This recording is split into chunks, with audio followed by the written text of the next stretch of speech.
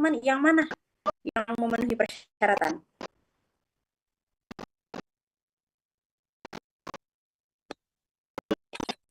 A. Ayo, yang A. Oke. Ada jawaban lain? Kenapa A, Kak?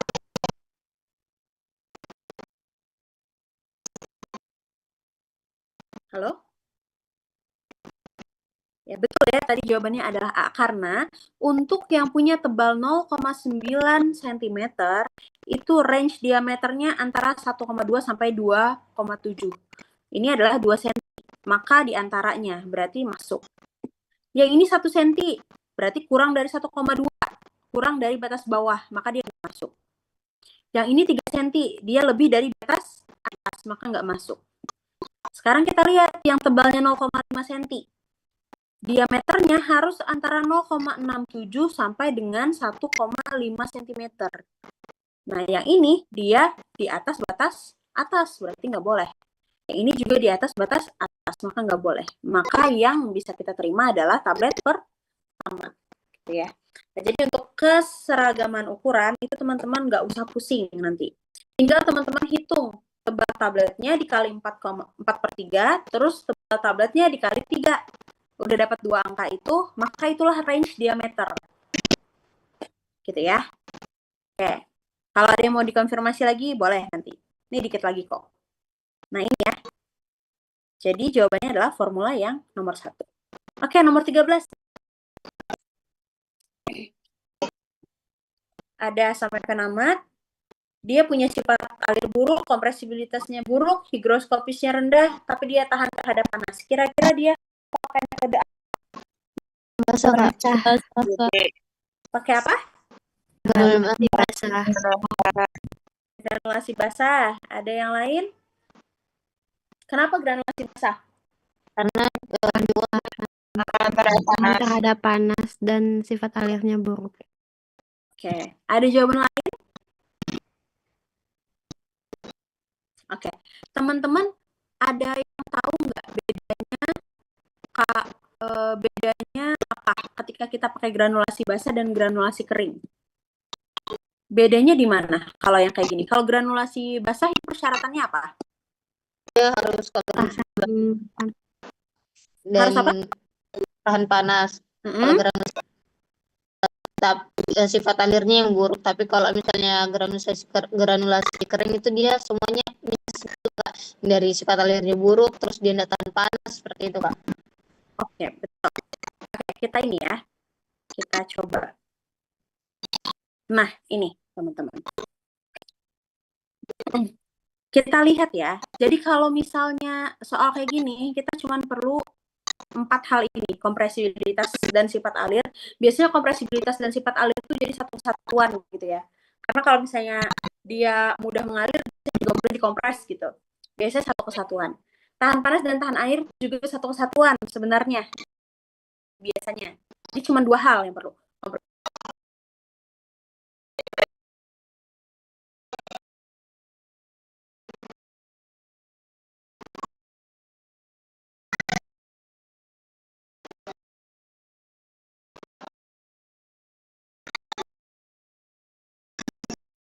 Apa suaranya tidak ada?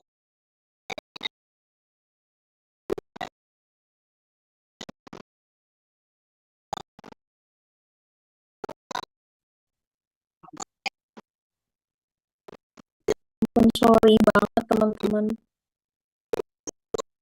Oke, bisa lanjut ya.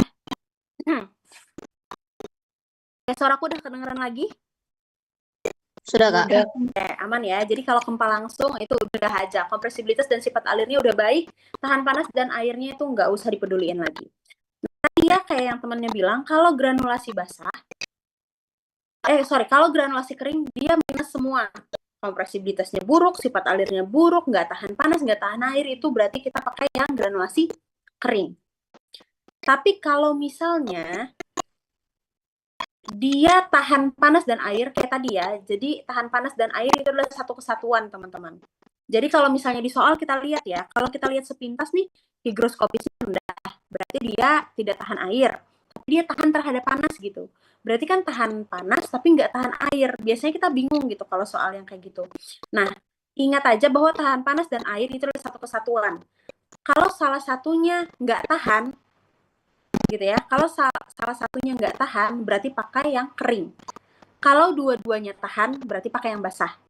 Tahan panas, tahan air, kompresibilitasnya buruk, maka granulasi basah. Kalau misalnya nggak tahan panas, nggak tahan air, kompresibilitasnya buruk, maka pakai granulasi yang kering, gitu ya. Nih, tahan panas dan air ini adalah satu kesatuan. Jadi kalau salah satunya tidak memenuhi gitu ya, tidak tahan panas atau tidak tahan air, salah satunya tidak memenuhi, maka kita langsung pakai granulasi yang kering. Oke, lanjut. Nah, teman-teman, ini yang tadi aku sampaikan sebelumnya mengenai keseragaman sediaan dan keseragaman kandungan dan keragaman bobot. Jadi ada apoteker, dia mau melakukan uji keseragaman sediaan tablet A. Tablet A punya kandungan zat aktif 70 mg dan bobot tabletnya adalah 300 mg. Nah, yang ditanya pengujian apa yang dilakukan? Kira-kira teman-teman yang paling mungkin jawabannya apa? Ada yang pernah belajar ini?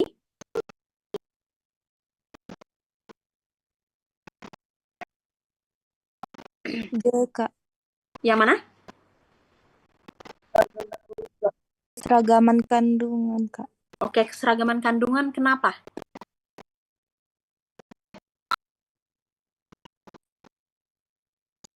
Karena ada Kalau bobot keragaman, Kak. Oke, kalau bobot itu keragaman ya. Ini ada yang C keragaman bobot. Kenapa nggak C?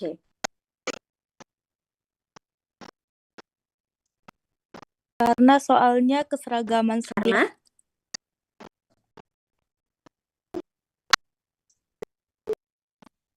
Oke, kita bahas ya teman-teman. Suaraku masih terdengar?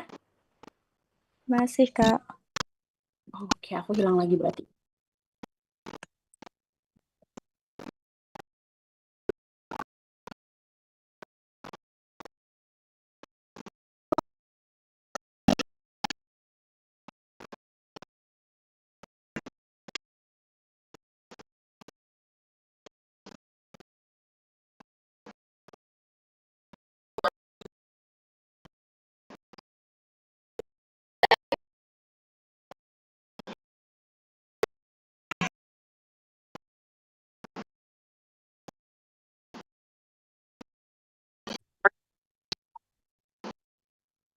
Oke, kita lanjut ya teman-teman.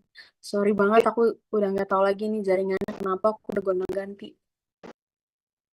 Oke, teman bobot karena zat aktifnya lebih dari 25 mg. Oke, Kak Felicia. Betul ya? Oke, kita lanjut.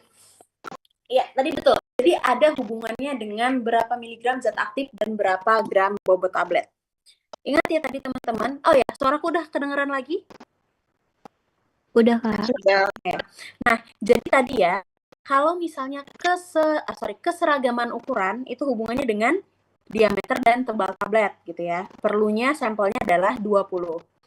Nah, sekarang yang kita bahas di ini adalah yang mana sih gitu? Keragaman bobot atau keseragaman kandungan? Nah, maka ini ada persyaratannya, teman-teman. Nih. Uji keseragaman kandungan dilakukan apabila salah satu yang dua ini itu terpenuhi. Syarat pertama adalah kandungan zat aktifnya kurang dari 25 mg. Dan yang kedua adalah kandungan zat aktifnya adalah kurang dari 25% dari bobot tablet. Contoh, misalnya CTM. CTM biasanya berapa sediaannya? 4 mg. 4 mg. Oke, 4 mg itu kan di bawah dari 25 mg gitu ya. Maka tablet CTM kalau mau dilakukan uji, dia harus dilakukan uji keseragaman kandungan. Nggak boleh cuma keragaman bobot. Gitu. Misalnya ada lagi bisoprolol 2,5 atau 5 mg gitu. Pakai apa, teman-teman? Keseragaman kandungan gitu ya. Karena dia masih di bawah 25 mg. Nah, sekarang di sini di soal disebutkan bahwa kandungan zat aktifnya 70 mg. Berarti yang ketentuan pertama udah nggak bisa dipakai, gitu ya. karena dia di atas 25 mg. Sekarang kita lihat, kalau ketentuan yang di bawah ini ternyata benar gitu ya, berarti jawabannya adalah keseragaman kandungan. Tapi kalau ketentuan di bawahnya tidak memenuhi, berarti jawabannya adalah keragaman bobot. Oke, caranya kita hitung teman-teman. Gimana cara hitungnya? Nih, 25% dari bobot tablet. Berarti kita harus menghitung 25% dari bobot tabletnya berapa? 25% dari berapa berarti yang harus kita hitung? Bobot tabletnya berapa? 300. 300. Berarti gimana? 25% kali 300 berapa? 12. Berapa?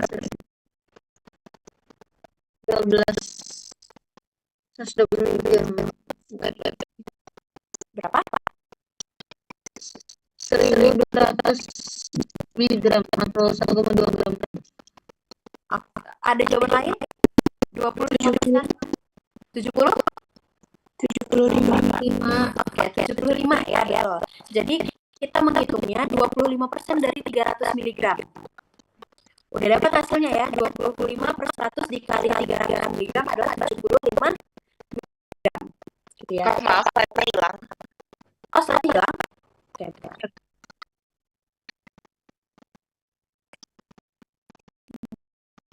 Oke, sebentar ya.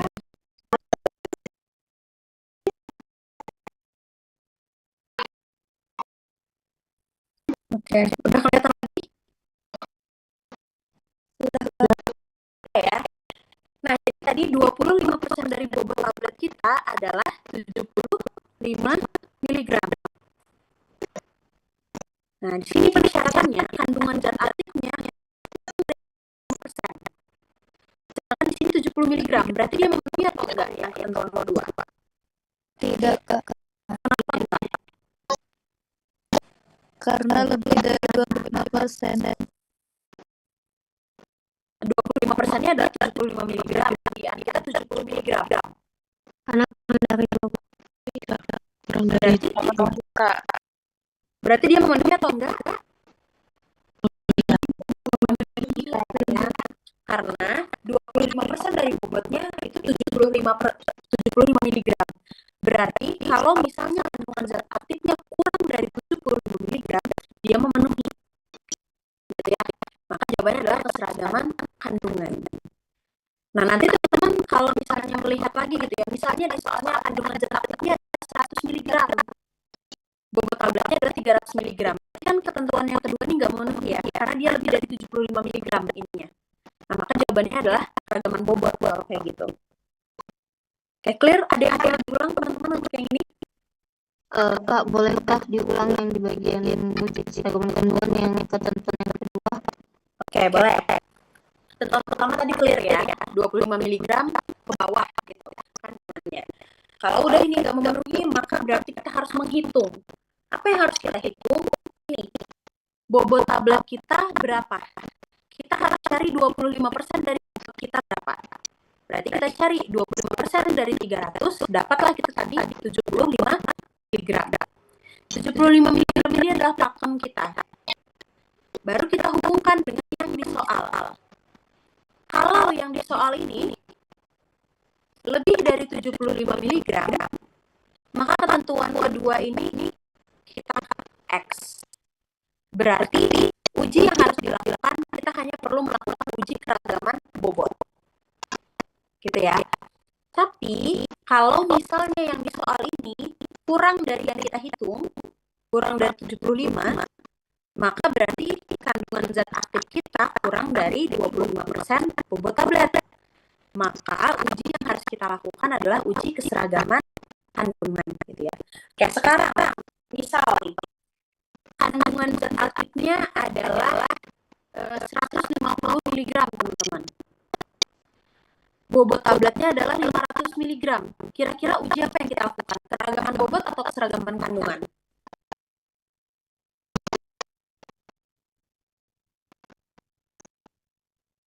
keragaman bobot. Kenapa? Karena lebih dari 25%. 25% berapa, Kak? 25. 30 apa? 30%. Oh ya 30% ya, betul. 30%-nya adalah 125 gitu ya, betul. Nah jadi di sini bobotnya adalah 500 mg.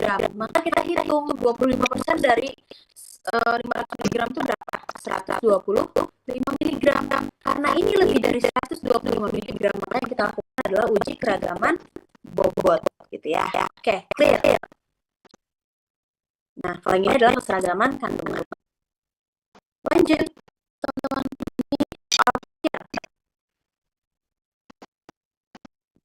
Waktu hancur. Kira-kira jawabannya apa? Tadi waktu hancur tablet konvensional berapa menit, teman-teman? Kurang dari Tidak 15. boleh lebih dari 15 menit. Oke, tidak boleh lebih dari 15 menit. Berarti kalau yang soal ini,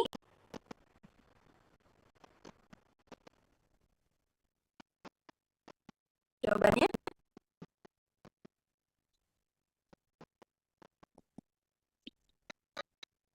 B, Kak. Tidak memenuhi syarat.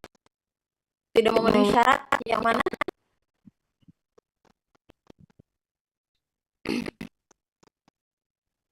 Yang C, D, Yang Yang yang mana? C dan D tidak memenuhi syarat pernah lebih dari 15 menit. Oke, yang C dan D itu bedanya apa? Di detiknya, Kak. Oke, yang C dan D yang ini ya maksudnya. Oke. Ini tidak memenuhi syarat. Oke, berarti jawabannya apa?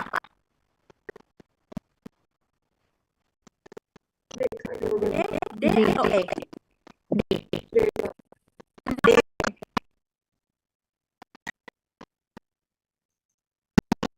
Kenapa enggak C?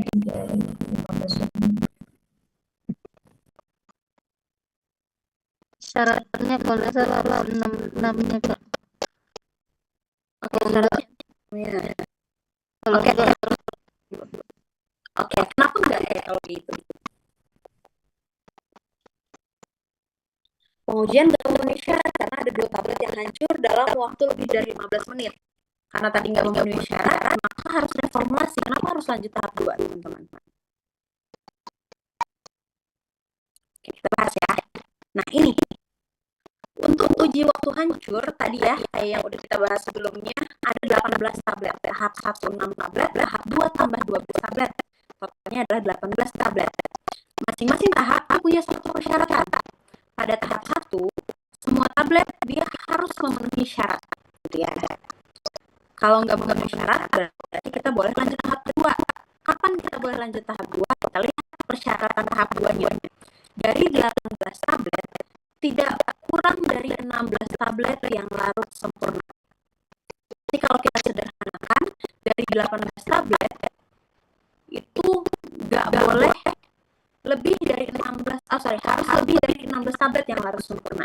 Sekarang pertanyaannya, kalau pada tahap 1 ada 1 tablet yang tidak memenuhi syarat, maka dia lanjut tahap 2 atau ditolak?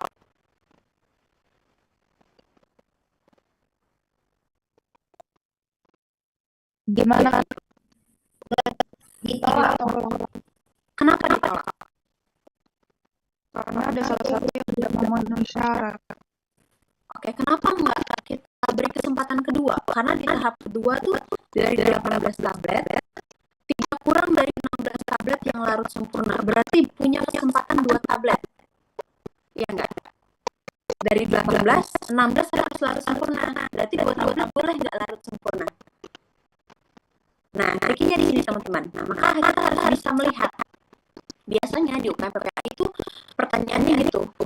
Tidak memenuhi syarat lanjut tahap 2 atau tidak memenuhi syarat reformulasi atau ditolak sama sekali gitu. Nah, maka kita harus bisa lihat persyaratannya. Tadi benar ya, pada tahap 1 semua tablet itu harus memenuhi syarat, teman-teman. Tapi kalau nggak memenuhi syarat, kita boleh lanjut tahap 2. Kapan kita boleh lanjut tahap 2? Ketika hanya maksimal 2 tablet yang tidak memenuhi syarat. Jadi misalnya pada tahap 1 cuma tablet C yang nggak memenuhi syarat, maka dia boleh lanjut tahap 2. Kalau misalnya di tahap 1 ada 2 tablet yang tidak memenuhi syarat, maka dia masih boleh lanjut tahap 2.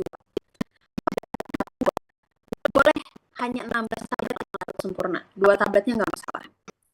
Nah, yang jadi masalah adalah ketika pada tahap 1 misalnya ada 3 tablet nih yang tidak larut sempurna. Bisa tidak 15 detik. Nah, maka itu tidak memenuhi syarat dan harus reformulasi atau ditolak. Kenapa? Karena kalau kita lanjut tahap 2 pun nggak bakal memenuhi syarat. Karena syarat di tahap 2 nih hanya ada 2 yang boleh tidak larut dalam waktu 15 detik. 15 menit, maaf. Gitu ya. Ini kan bahas pokoknya gini ya. Dari 18 tablet, tidak kurang dari 16 tablet harus larut sempurna. 16 tablet itu harus larut semuanya. 2 tabletnya boleh enggak. Boleh lebih dari 15 menit dia larutnya. Kayak gitu teman-teman. Jadi kalau misalnya tahap 1 ada 1 tablet yang tidak memenuhi syarat, maka boleh lanjut tahap 2. Kalau 2 syarat, boleh lanjut tahap 2. Kalau ada 3 tablet yang tidak memenuhi syarat, maka harus ditolak atau formulasinya harus diganti gitu ya. Biasanya kalau kayak gitu harus kita tambahkan apa formulanya berarti? Disintegran. Desintegran ya, atau penghancur biar dia cepat hancur. Oke. Sip, udah selesai nih. Udah habis. Aku balikin ke Karani lagi atau langsung saya tanya jawab di aku, Karani? Kita tunggu dulu sebentar ya Kak. Jadi sebelum kita masuk ke sesi tanya jawab, izinkan kasih waktu aku beberapa menit ya teman-teman buat ingetin lagi bahwa promo World Pharmacist Day dari UKAI bakal berakhir hari ini teman-teman. Nah, jeng jeng jeng. Iya, jadi dalam 2 hari ini ada promo World Pharmacist Day, itu di mana promo untuk kelas. Jadi ini yang kali ini lakukan pada malam hari ini adalah gambaran kelas online teman-teman, kelas online di Obat Ukay, di mana jadi nanti bakal interaksi ya, jadi nggak pasif kayak di beberapa bimbel yang lain, tapi kalau di Obat Ukay pasti teman-teman akan benar-benar belajar di kelas online untuk malam ini. Sampai malam ini di 23.59 itu di harga 1 juta aja. Dan tatap muka untuk di wilayah Medan khususnya di wilayah Medan dan di wilayah lain itu di 1.500.000. Nah, teman-teman kalau misalnya tertarik boleh langsung ke Instagram kami di Obat Ukay, terus atau di bit.ly atau / Obat Ukay begitu ya. Jadi nanti bisa daftar di branch manager wilayah masing-masing. Terus ada juga untuk buku resep UKM PPAI, di dalamnya juga ada CBT dan OSCE, ada 1000 soal di 400 halaman. Terus ada highlight yang sering keluar, terus soal UKAI di Agustus kemarin itu udah keluar di buku resep ini di harga 290.000 aja sampai malam ini. Teman-teman bisa di bit.ly / buku lulus UKAI. Nanti aku tulis ya sebelum masuk ke sesi tanya jawab. Dan mau infoin juga buat UKAI Agustus 2026 tanggal 8 Oktober cuman dengan DP dulu nih teman-teman daftar. Teman-teman udah bisa ikut kelas materi dasar. Ini kelas materi S1 semua basically yang bakal muncul di UKM PPAI. Itu nanti di 8 Oktober dengan tema dari penisilin hingga carbapenem. Itu panduan komprehensif penggolongan antibiotik. Jadi kalau misalnya tertarik boleh sebelum 8 Oktober nih, dan kebetulan harganya lagi 1 juta dan 1.500.000. Jadi jangan sampai ketinggalan ya. Atau kalau mau yang bundling itu kelebihannya jadi teman-teman nggak perlu lagi beli buku resep dan juga dapat obat apps 1 tahun. Jadi ya harga asli obat apps itu kan di 700.000. Terus buku resep itu di 350.000. Tapi dengan bundling tambahan 500.000 aja dapat kedua itu. Dan juga dapat yang ini, yang di checklist di tabel ini. Mungkin boleh screenshot atau langsung aja teman-teman tanya saya di grup, karena saya ada di grup, atau ke branch manager marketing masing-masing, wilayah masing-masing.